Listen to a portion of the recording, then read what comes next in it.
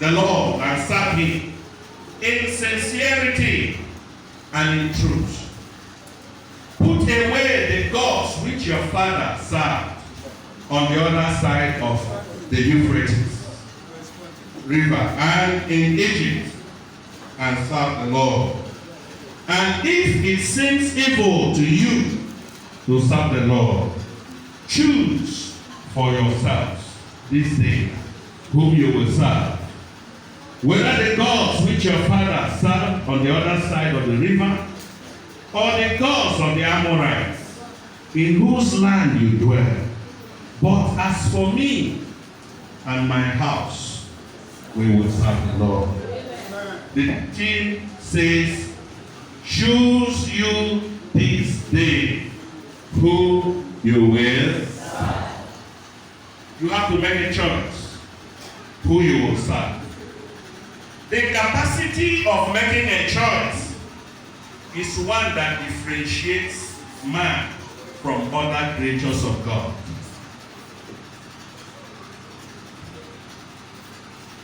We have God created human beings, animals of different kinds. But if you read the Genesis story, it was only man that God created in his own image. Part of what man shares with God is the capacity of choice. The liberty to make a choice. You may not know what it means to have that liberty to make a choice of what you want at any given time. One of the very serious issues about enslavement or imprisonment is when that choice is withdrawn from you. Somebody in prison has no choice. The principle of prison is to remove the power of choice, whether imprisonment, incarceration, or imprisonment of sin. You know, there are people that, there are things they do, it's not what they want to do. There are people, when you are addicted, you are in prison to addiction, one addiction.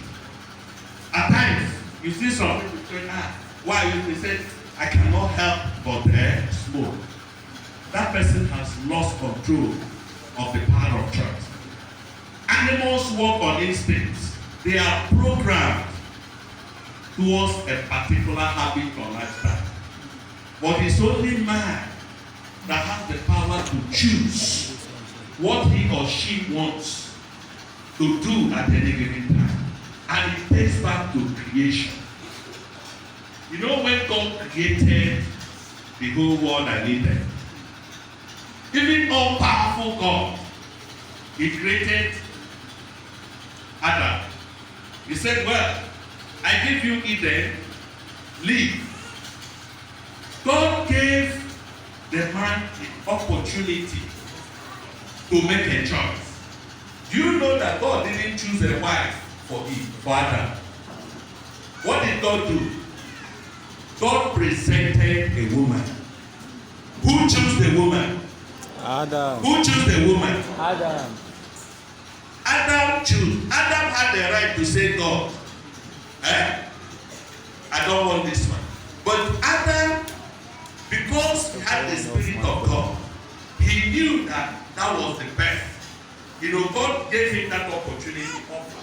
He now chose and said, this is the bone of the bone. Then up to food. God said, you have all this food here. You are free to eat. But this one, if you are to listen to me, don't take it.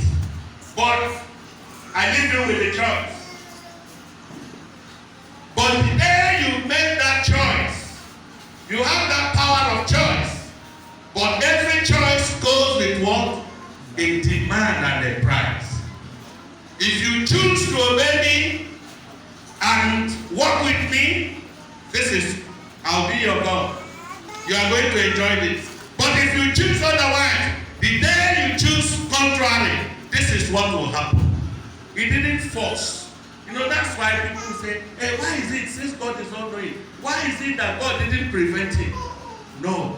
One of the things about being human is the essence, that you are a free, moral being. But with that freedom goes serious implication and what? Consequences.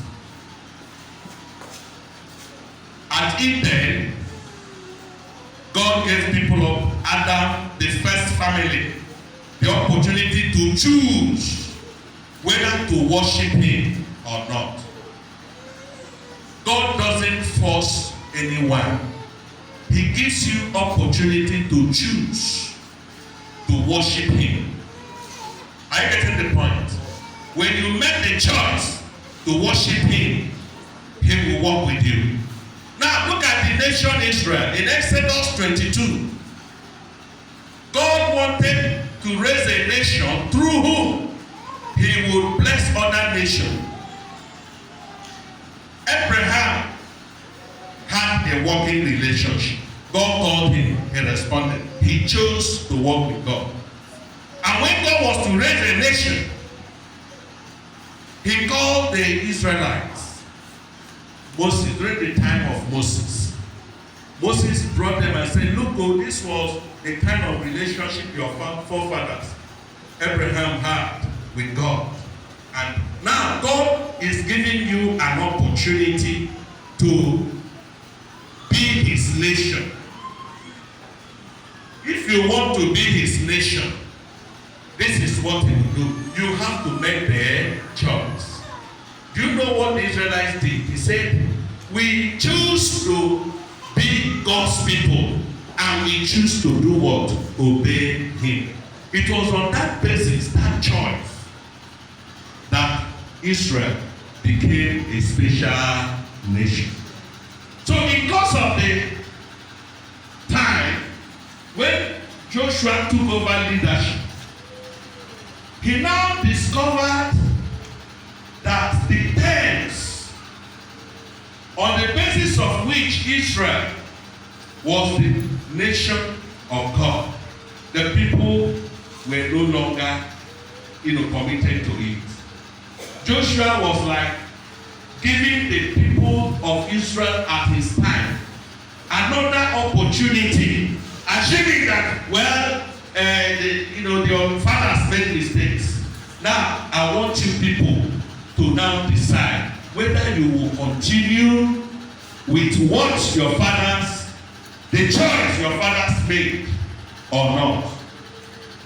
He started by telling them how Israel became a nation, their walk with God, and how subsequent generation of Israelite people have not kept the demand of being God's people. He now said, now we want to go back to the basics. I present before you. You've heard what this God has done. Now I want you to make a choice. Would you still continue to worship this God?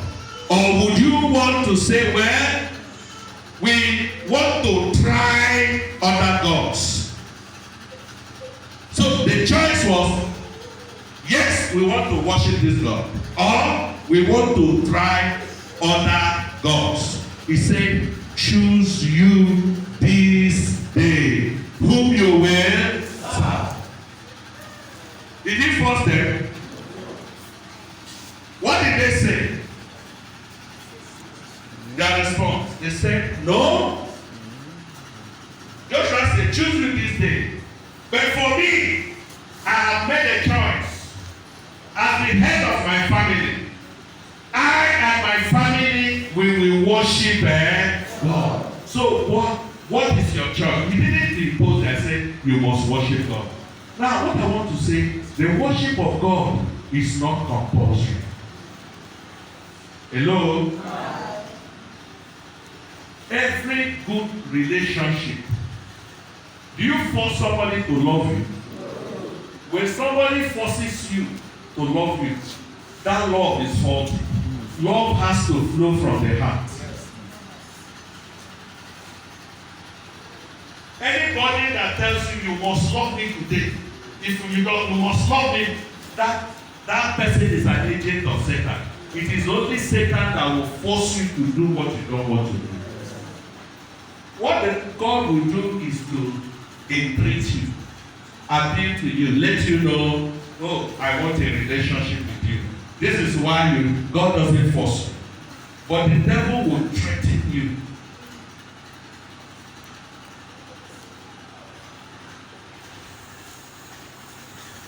So, say, I and my family, we will worship God.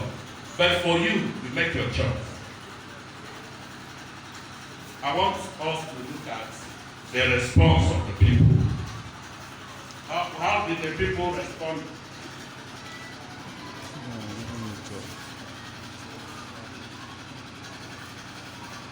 Verse 16.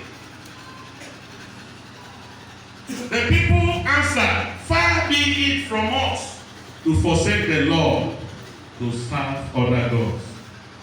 For it is the Lord our God who brought us and our fathers up out of the land of Egypt, from the house of bondage, who did those great things in our sight, and preserved us in all the way that we went, and among all the peoples through whom we passed. They continue. They said, far be it. That means we are going to, they choose to serve the Lord. It was on the basis of that choice. Then Joshua went further to say, well, if you are going to serve God, it has what? Implications. It makes a demand. Why the choice to serve God is free. You are free to choose. But once you choose, God expects you to worship Him according to His terms, not your terms. You know, the problem is that there are many that think that they can worship God, have God in one side, and have something else in this. The Bible, God said to Israel, when they were having, He said, I am a jealous God. I don't want to share you with anybody. Love is jealous. Are you hearing me? Even God is jealous. Men, are you hearing what I'm saying? Men, married men, are you hearing me? Married women, are you hearing me? Every love, true love is what? Jealous. God said, I'm not going to share you with anybody.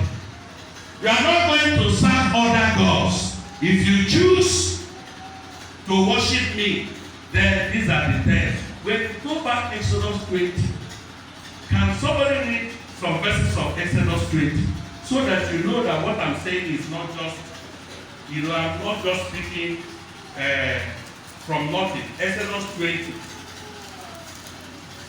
He said, okay, let me just quickly. I am the Lord your God who brought you out of the land of Egypt, out of the house of bondage. Look at verse 3. You shall have no other God before or beside me.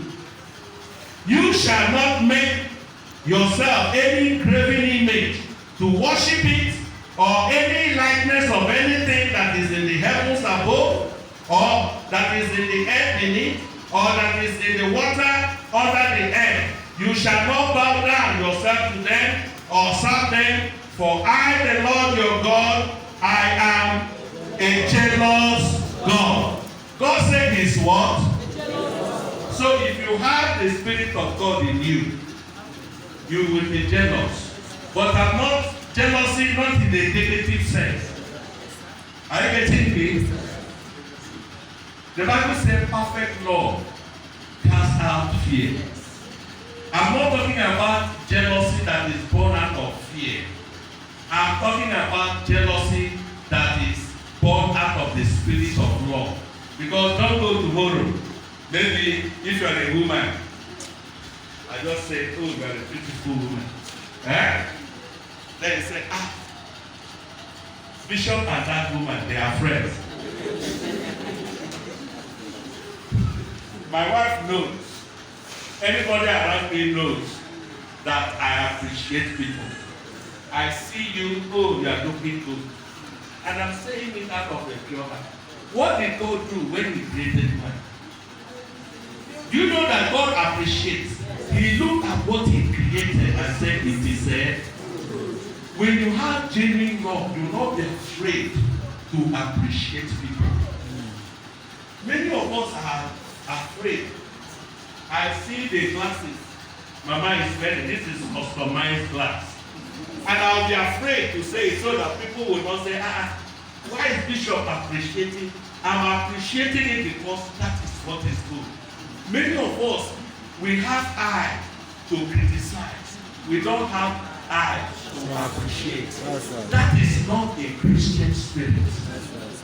I see you, oh brother, who is your tailor? You are looking good.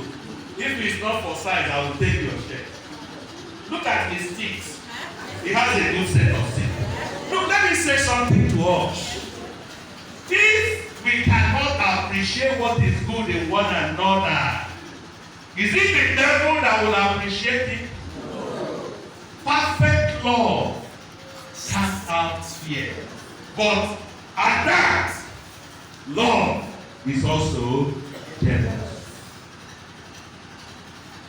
He said, so if you choose to worship me, then you don't have to worship other gods. That was the next sentence. And years, centuries later, Joshua came into the same thing. He said, well, now that you said you want to, you have reaffirmed. What they did was to reaffirm the commitment their father did to say, well, our fathers did not make mistake. We stand by their choice. Joshua said, if you want to worship God, then the same condition God gave still applies. No idolatry. There is in my place, there's a word they said, Agbagoro. It's a combination, a compound word, Agba and Goro. You know, it's not right to answer Agbagoro. If you want to be Agba, you be Agba. If you want to be Goro, you be Goro. There is no Agbagoro. Many of us want to be Agbagoro. You want to be here, you want to be here. Let me tell you, God does not want people who do not have a stand. It's not good. People may say it's diplomacy. It's not diplomacy. Let your stand be known. You know, there are people that at every stage you don't know where they stand. And some people fear them. People that you don't know their stand. I don't endorse wickedness. But if you choose to be wicked, don't pretend you are good. Let everybody know you are wicked and they will know that this is a wicked man. When we are praying for wicked against wicked people, we pray against you. When the devil wants to do something with wicked people, he will use you. But don't pretend to be good when you are wicked. You know such people, they can be dangerous. You think, oh, they are soft-spoken. Oh, they cannot harm. And you are free with them. And that's the kind of people the devil does. God does not want people to sit on the fence. It's either yes or no. The promise of God is yea or nay. It's neither yea or no. No. That's why when we go for meetings, some people will say neutral. I'm afraid of those who are neutral in decisions. Because those ones are traitors. They are not ready to take responsibility. So if you're taking a good decision and people are opposing, you say, yes, I'm with them. Then if the decision was wrong, they say, no, I'm with you. So some people, in any decision, you see someone who says it's neutral, it's not neutral. You can never be neutral in a matter. You are just being economical with the truth. You must have an interest. When Joshua said, choose ye whom you will serve, did he say, those who are neutral, say, is either you choose God or you don't? Any provision for neutral? No. No provision. Do you know why God had to denounce the Laodicean church? The Laodicean church was a church that was neither hot or cold. It's either you are spiritually hot or cold. God said, if you are not hot, I will do what? I will spew you out of my mouth. So when you choose to be a Christian, be a Christian. And that is the problem we have in our church. That is the problem of the church of the now. People choose to serve God, but they also patronize the devil. People choose to worship God, yet they have altars in their bedroom. They are involved in a lot of things. You are a Christian on Sunday, Monday, Tuesday, Wednesday, Saturday, you worship Satan. On Sunday, you come here. God knows you. Am I saying something to somebody? You cannot progress with such spirit. It's either you are for God or you are not for God. If you read the history of the Israelites, the Levites, do you know what brought the Levites out? There was a time the Israelite nation sinned against God. All of them, when Moses went to meet with God, they now, for whatever reason, said, this Moses, we don't know what has happened. Blah, blah, Aaron, set up a God for us. The same children of Israel that had the confidence, say, God, you alone, we will worship. They started idolatry. Because they felt that was conventional. That was okay for their situation. Now, when Moses came down, he was so angry. God was angry. God wanted to destroy the people. Moses had to stand on the gap and say, God, please spare them. If you destroy the whole nation, then the unbelieving nation will say, you said you were going to take them to the promised land. And you did it. Your integrity will be at stake. God have mercy. After he has intervened, Moses came and now said, look, who is on the Lord's side? We don't want to go with mixed multitude.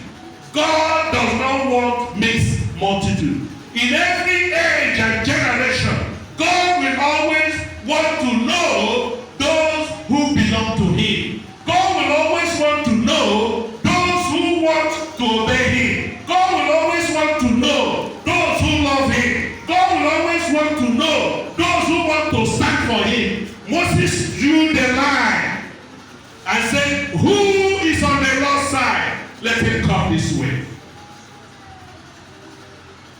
There are times that there must be separation. Those who were on the Lord's side came this way. Very few of them. Those who were not on the Lord's side, this way. Moses said, and incidentally, it was only the Levites that choose to be on the Lord's side. Moses said to them, pick your sword. He said, all the people here, even if they are your relation, cousins and what have you, what do? Kill them. God wanted to raise a new generation. He didn't want to have Akpakoro Christians. Those who are neither here nor there. God wanted to sanitize the covenant people. And all those people say, don't kill somebody who is not your own.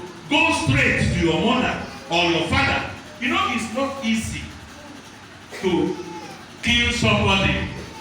There's what you call covenant. Somebody you have a blood relation is a serious issue. You know, it's easy to do something to another person. But if you can have the heart to do something for somebody that shared, it's a serious issue. He said, kill. What did they do? They finished them. That was how the Levites became a special people to God. In every generation, a time arises where God wants to separate the sheep from the goats, where people must take a stand. And I want to say to us, today, we have opportunity. God is saying, choose you whom you are going to serve. I and my family, we will serve the Lord. What about you? But I want to say to you, you cannot serve God and any other thing. It's either you are serving God or you are not. Joshua said, if you are going to serve God, then there must be no idolatry. Brethren, we have digital idolatry. Idolatry has gone digital. It's no longer putting stone. It's no longer putting black something. Do you know that even in the internet, there is idolatry? Terrible things are happening. You have what you call the church of Satan. Can Satan have a church? Yes. You never heard that. You have church of Satan. There is one in United States in Ohio. I don't know how many of you read it recently in the internet.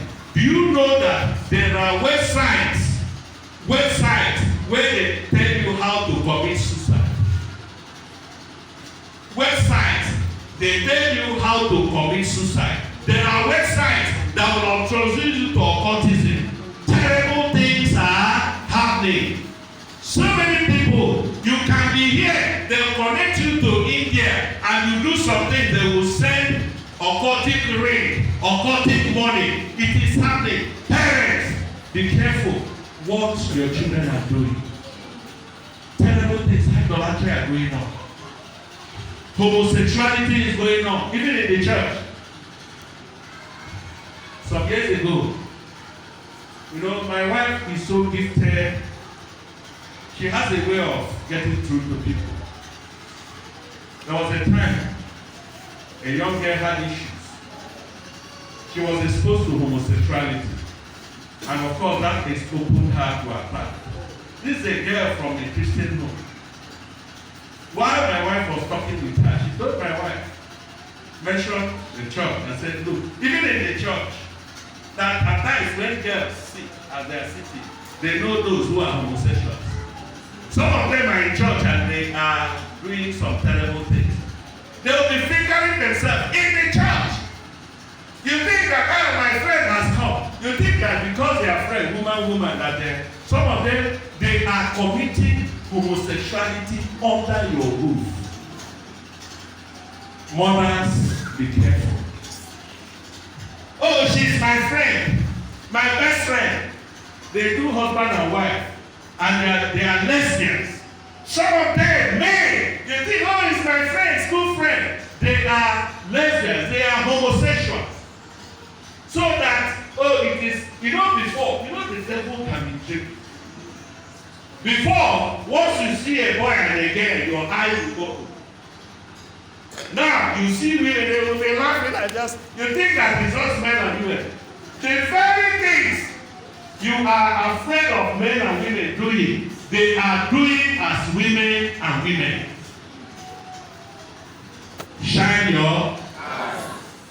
Mothers, shine your eyes. Fathers, shine your eyes.